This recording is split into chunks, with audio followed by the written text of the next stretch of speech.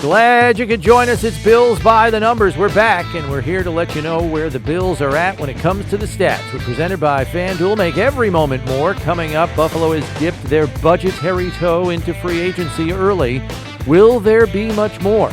These three things examines where things go from here in the Buffalo offseason, and Steve is quizzed on Bills free agent history in the numbers game. Sound the bell!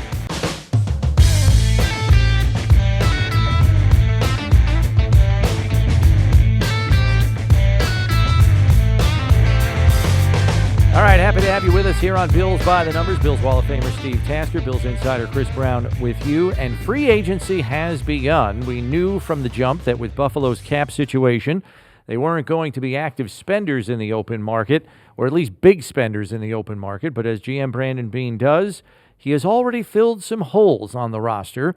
To this point, Steve Areno, what would you call their most important signing thus far, and why? I think it's got to be Daquan Jones, maybe A.J. Epenesa if you put those two together. The hole in the roster at that position on the defensive line, both at the edge and inside, was noticeable. They just didn't have any bodies, and to get Daquan back and A.J. back after the step forward A.J.'s game took last season, I think those are important because now it's not. You got guys that can line up and play a full game anyway at an NFL level. Because right now, every other spot in there, the rotational thing they like to do can take a back seat if they don't have the guys that can play. So they've got guys that can go out and win games, I think, right now. But those, I think, were the important ones. Yeah, I would say it's probably Daquan. I think a lot of people saw him as priority number one to get back in the fold of Buffalo's list of free agents. They did that. To the tune of a 2-year, $16 million contract. He really is the main anchor up there. They're going to have to add other people. We know that. But he was kind of the anchor guy. If the Bills are playing tug of war, that's the guy with the rope wrapped around him at the back of the line. That's right. You know what I mean? Yeah. So to me, yes. I think you could make an argument for Taylor Rapp, knowing that Poyer and Hyde are probably not part of this team this coming season. I mean, Poyer's already signed in Miami. I know Micah Hyde is contemplating retirement. I don't think anybody really expects him back. So you could make an argument for Rapp due to the void that was left there. But, yeah, I think it's Daquan all day, every day. What would you quantify as a good under-the-radar signing for Buffalo to this point that you think could yield more value than people might think on the surface? And that could be a re-signing or a new addition. I'm going to say re-signing. And we'll get into this a little later. We didn't see them trading Ryan Bates and cutting Mick Morris. I understand the reasons for it, but those were kind of like, wow, okay, because that was a big move. Mm-hmm. So I think the guy that's under the radar signing is David Edwards. The Bills' offensive line was a huge part of their success last year. All 5 of those guys took virtually every snap that was meaningful. David Edwards was the 6th guy in. He's a young player as well.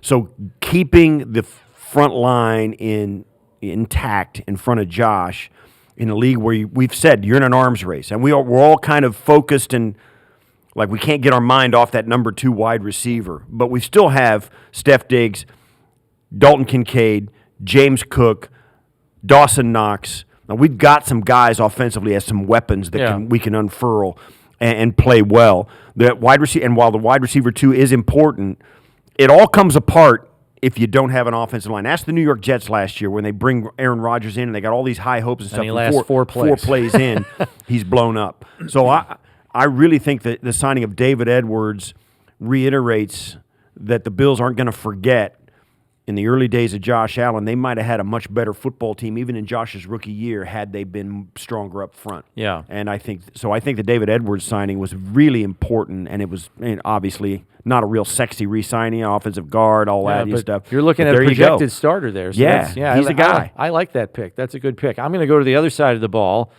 and I'm going to go with A.J. here.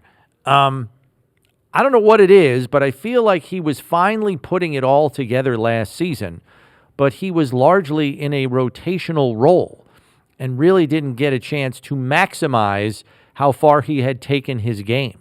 Now, with the deck somewhat cleared, and look, I do believe they are going to add more at the edge position, but as it stands now, you're looking at Von Miller, Greg Rousseau, and Kingsley Jonathan. and A.J. Epinesa. Those are 4 right now. And I think, yes, maybe they draft one and add one that way. And if it's earlier in the draft, maybe it is somebody that could leapfrog A.J. for playing time if the guy's quick on the uptake. But I think A.J. is going to play the most snaps he has ever played in a Bills uniform this season just by attrition. There's no Leonard Floyd. I don't think anybody expects Shaq Lawson back in the fray, and even if you do, he's not playing more than A.J. at this stage in his career. So I think due to an increased snap count, I think A.J. could be even more valuable this year than he was for this team last year, which was arguably, and I believe, his best in a Bills uniform by far. Now let's discuss some of the subtractions.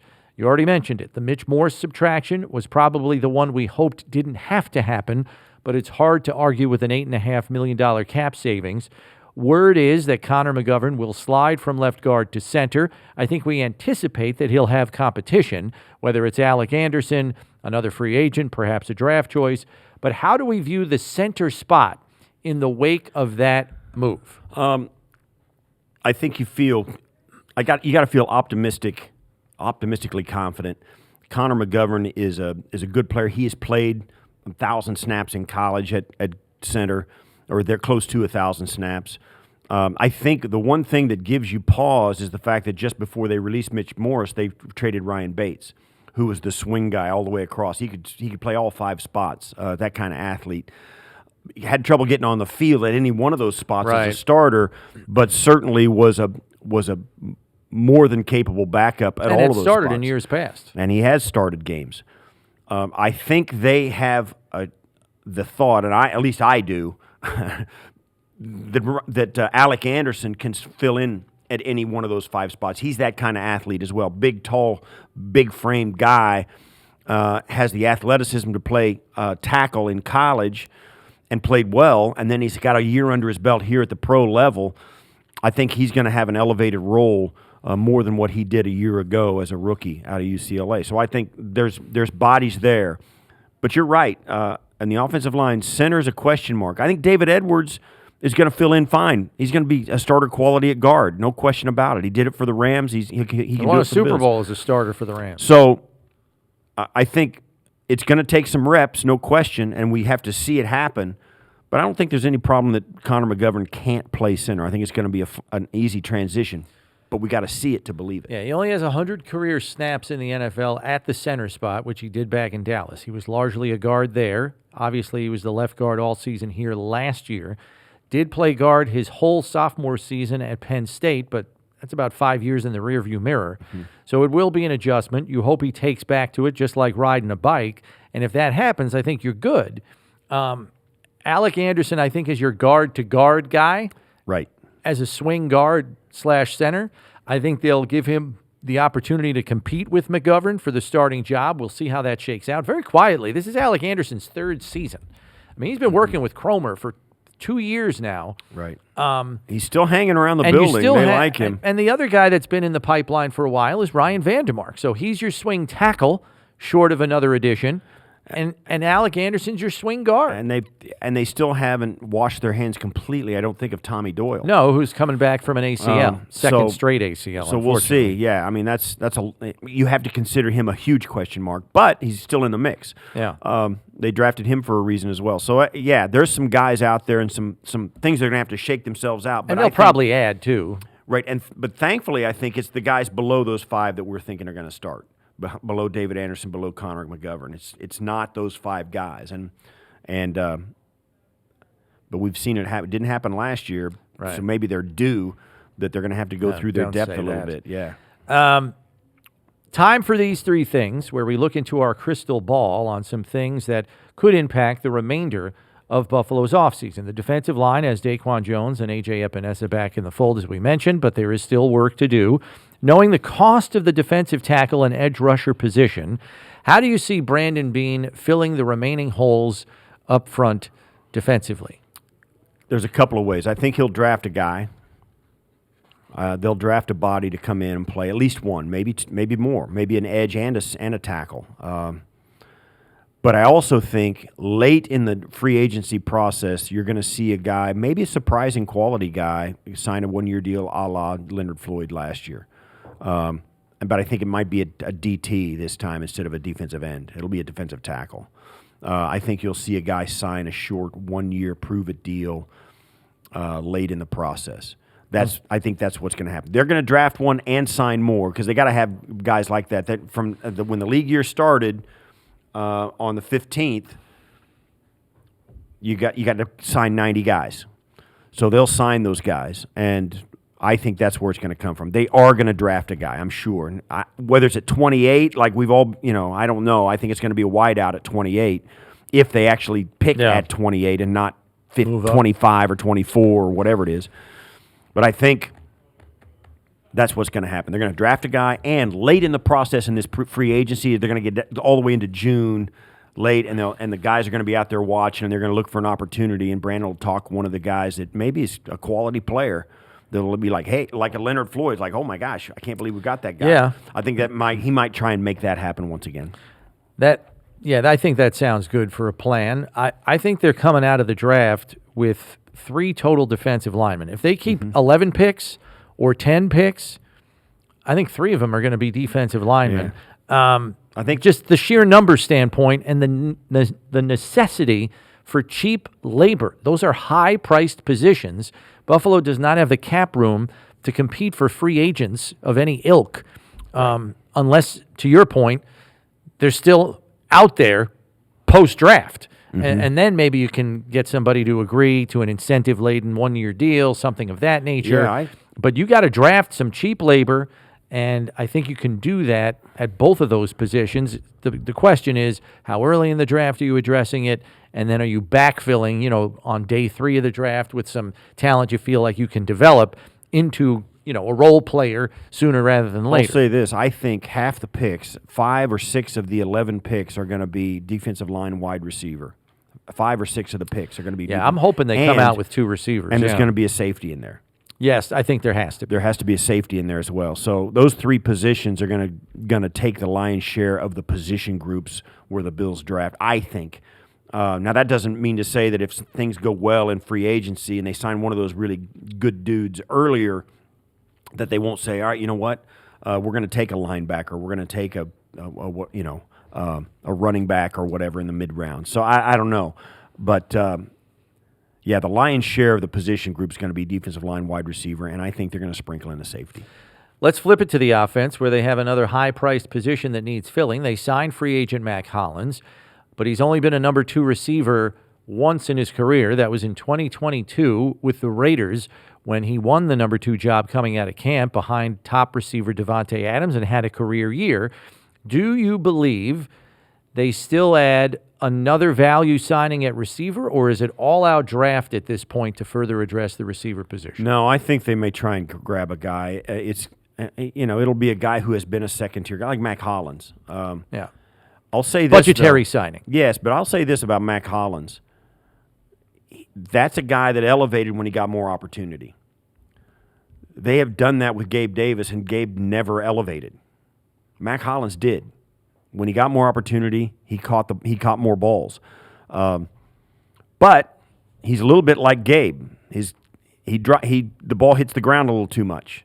He doesn't catch the ball all that much better than Gabe did, although he does some. Yeah, career catch rate of 59%. Yeah, Gabe is 53.5%. So it's, I think that's 1 for 1 at this point. You have to say. I will point this out about Mac Hollins. The best quarterback he has ever played with is Derek Carr. That's the best quarterback he's played with in his career. Right. And he only did it for essentially 1 season. I mean, he's had Desmond Ridder, I think Brian Fitzpatrick late in his career in Miami. So I think there's something to be said for that, knowing Gabe Davis played his whole career with one of the 2 best quarterbacks in football. I think if you put Mac Hollins with Josh Allen, you can argue that there is some upside still to be reached there, in my estimation, even if he's just a role player, which I think in an ideal world is the case. He's a 4 at best in this offense because you've drafted a stud, right? Maybe 2.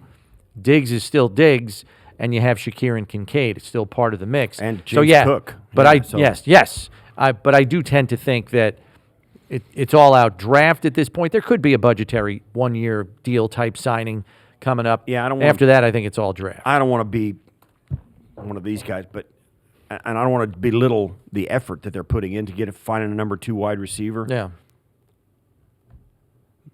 That's not going to make or break their season, I don't think, because of the guys we just mentioned. Number 2, if he comes in and carves out a niche for himself, awesome, it's great. But this offense is going to hum with or without a great number 2. Right. And so, but like you said, if you're looking for some place to fix something, that's the place you're going to do it, at the number 2 wide receiver position, and I get it. But don't think if Mac Hollins doesn't knock it out of the park, but he's the guy in there, that it's not going to go extremely well for this club. Right, but I think knowing the caliber of player you want to put in that role, because I think all things being equal, Bills, in their effort to get over the hump in the AFC and get to the Super Bowl, I think you've come to the realization that your number 2 receiver has to give you more than what Gabe Davis has given you each of the last 2 years if you're going to get over the hump, even with the development of Shakir and the emergence of Kincaid in his rookie season.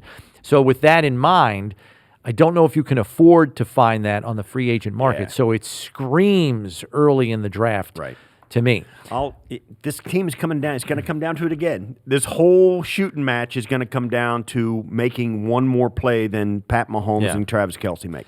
That's kind of where we're at right now. You can say or it could be Joe Burrow and Jamar Chase, those guys as well. Same thing. Or Lamar and that crew. Mark Andrews, those kind of guys. You got to make one more play than those guys make in the game. And it's going to be at the end of the season. We'll see. The third of these 3 things is, do you envision the Bills making a post-draft signing or 2 the way they did last offseason when they signed Poona Ford and Leonard Floyd? And if so, do you have a position in mind? You kind of said it already. You think they will do that, but do you have a position in mind? Yeah, and I think it's going to be the exact same thing. I'll say this, too. You and I... We mentioned his name earlier, Kingsley Jonathan, as being one of the 4 guys that are here now, already signed for edge. Yeah. And I'm listen. I'm not going to put all my names on our whiteboard in one spot. But you and I, I've said this from the beginning. I'm still high on Vaughn.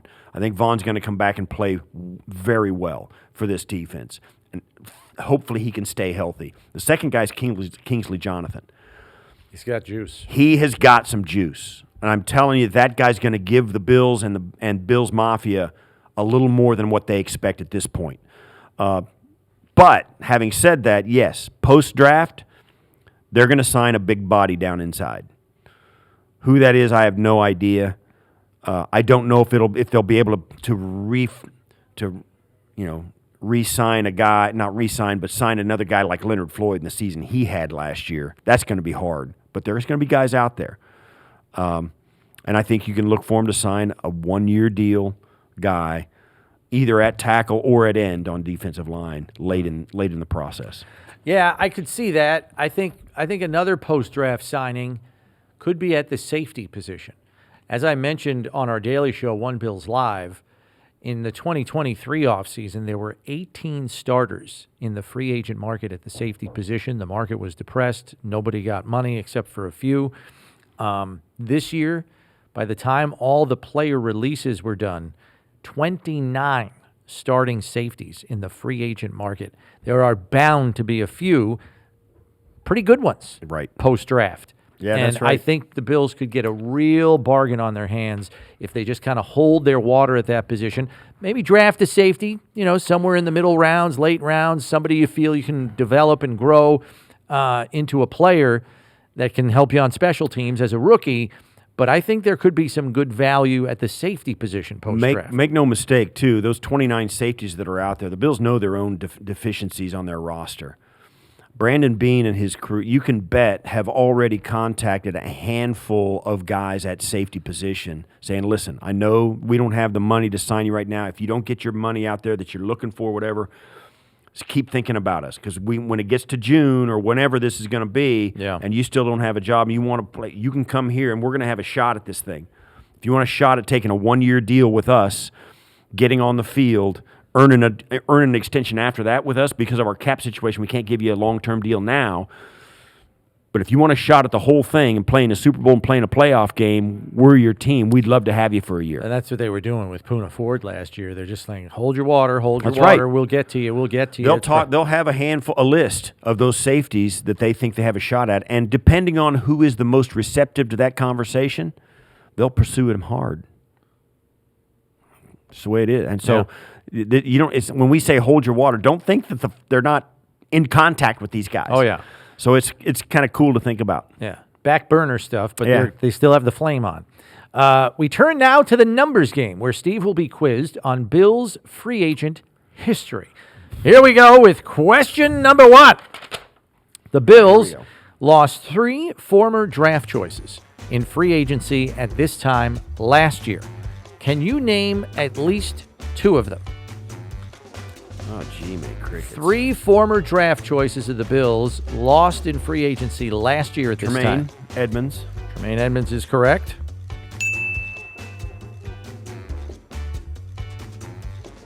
Actually, there's 4 now that I think about it. I just thought of a 4th. You didn't even know. You forgot about Tremaine, didn't you? Because he was obvious. He was obvious. Didn't think about him. I'm going to say in free agency last year. They lost 4 of their own draft choices. Man, oh man, I don't think I'm going to be able to get this. There's one pretty obvious one. Devin Singletary. There you go. I will say. And then these two are lesser known. Yeah, I'll say offensive lineman. No, I can't remember.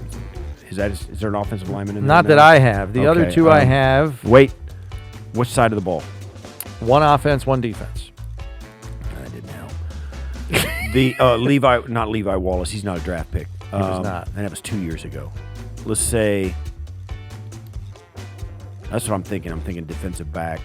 You're in the right position. Defensive back. Who was it?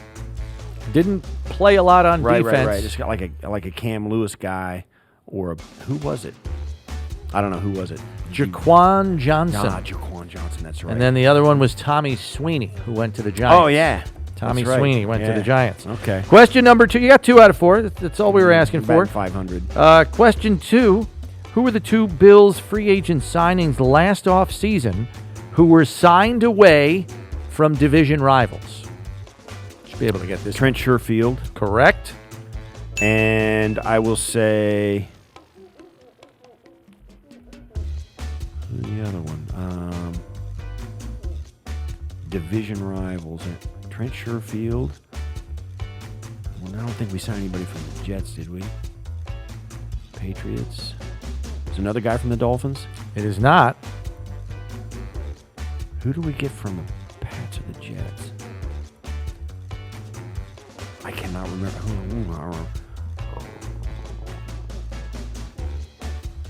The wheels are turning. Not Deontay Hardy came from the Saints, right? Saints, yep.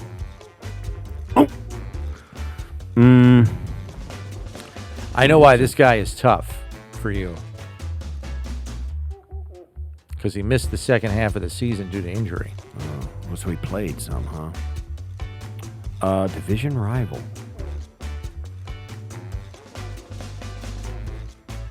I'm thinking. It's a. Oh. No. Who was it? It was Damian Harris, the running back. Yeah, you from New England. Yeah. Okay, right. Question 3. I should have known that. After Connor McGovern, which Bills signing had the most total value last offseason, contract value? So Connor McGovern was 3 years, $23 million. That was the most expensive free agent contract handed out last offseason by the Bills. Who was second? It might have been the 1 year deal to Leonard Floyd. That was 1 year for $7 million. Yeah. It was not the most total value. Let me think. How about? Who? Total value of a free agent signing. Yes. Not Puna. And I'll give you a hint. It was a player that re-signed with the Bills. Oh. Who was a free agent re-signing for the? Oh, wait. I get it.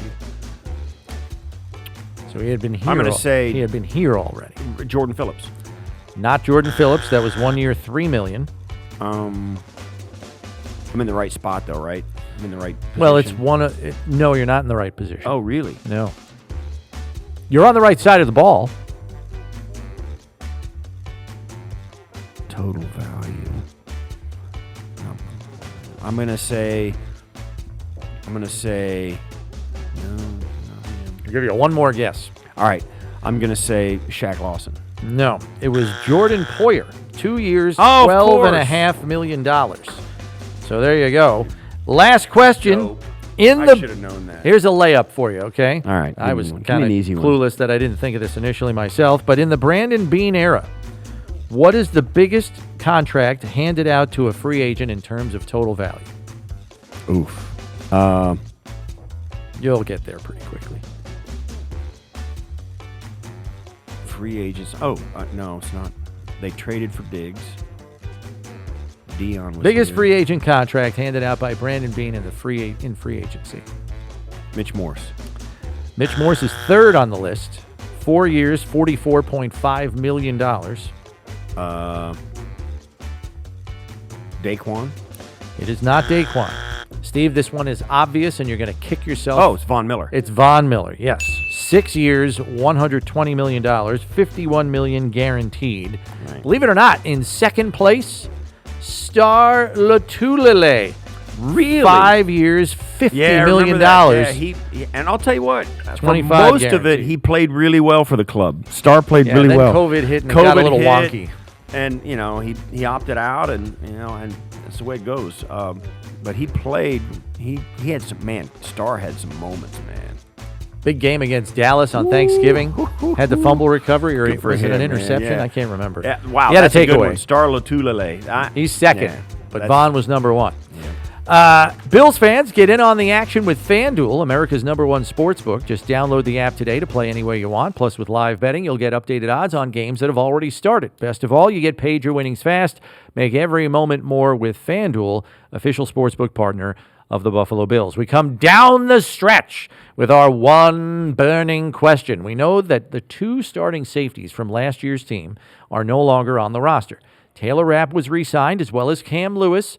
If one of the two new starters at safety for the Bills this fall is not yet on the roster, do you believe it will be a free agent or a draft pick? I think it'll be a free agent. There are too many quality starters on the market.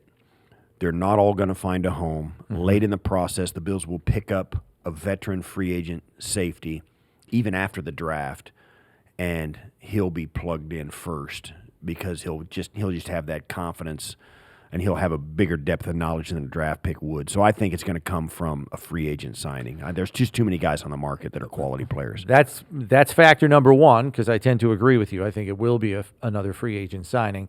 I think the other factor to consider here is the importance that head coach Sean McDermott places on the safety position. If you think back to 2017, when this guy was starting from scratch, he did not put a rookie on the field at safety.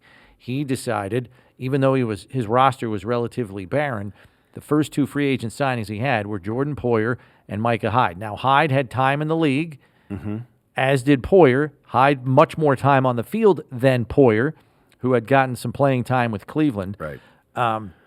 But still, did not even consider putting a rookie on the field. I think it'd have to be like a lights-out rookie-type prospect, high draft choice to have a chance at it. I think both you and I believe there's going to be a rookie draft pick and a free agent on the roster. Yes, I would agree with both those that. guys are going to be there to choose from. They will be there. But I do think the veteran will get the nod. A rookie would have to absolutely hit it out of the park to have a shot at starting at an all-important position like safety.